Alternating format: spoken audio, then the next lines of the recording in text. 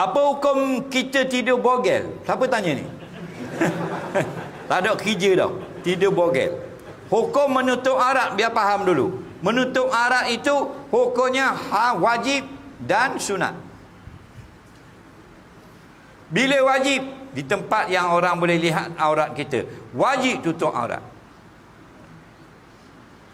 Bila sunat tutup aurat? Di tempat yang orang tak dapat lihat kita. Sunat tutup aurat. Contoh wajib di luar rumah, atas lambu, wajib tutup aurat. Contoh sunat tutup aurat dalam rumah. Sunat tutup aurat, makruh telanjang.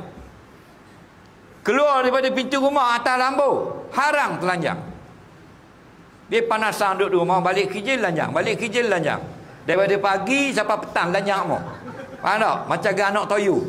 Faham lagi? Hukumnya apa? Tengok, di mana dia telanjang? Dalam rumah, pintu kunci belakang, orang tak masuk, makruh. Faham? Luar rumah, duduk atas lambun, tengok bila nak mengundi, haram. Faham lagi? Nampak tak? Telanjang pula gitu. Tiba-tiba dia tanya tidur. Mu tidur di mana?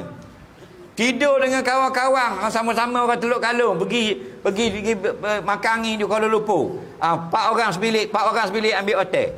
Faham lagi? Nah, 4 orang lanjang belaka. Haram. Tak boleh. Faham?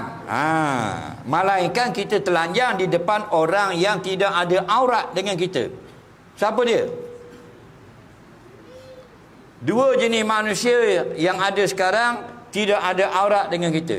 Nombor 1, bini kita atau suami kita, tak ada aurat. Bila kita jawab nikah, aku terimalah nikahnya dengan mas kahwin tersebut, itu hilang hukum aurat. Boleh tengok depan, belakang, atas, bawah. Boleh pegang bumper, horn, boleh pegang steering, boleh pegang gear, boleh pegang gearbox, boleh pegang exhaust komandamu nak pegang. Faham lagi? Laki bini, faham? Tak ada aurat. Tengok boleh, tiung boleh.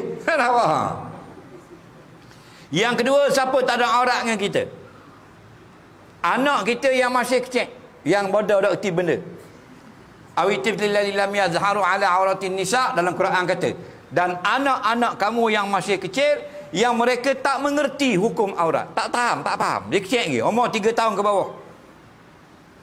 Tidak haram kita telanjang depan dia.